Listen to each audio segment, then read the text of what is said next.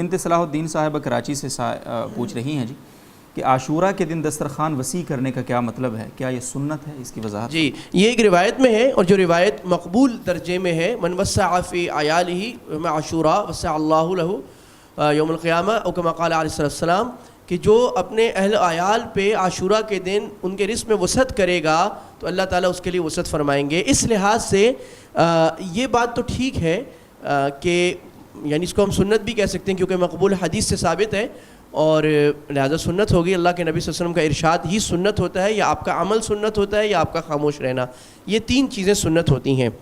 لہٰذا اہل و عیال کو کوئی اچھا کھانا کھلا دینا، اچھا پکا دینا، وہ چاہے آپ عاشورہ کی رات کو کھلائیں یا عاشورہ کے دن میں، کیونکہ عاشورہ کے دن میں روزہ رکھنا بھی سنت ہے۔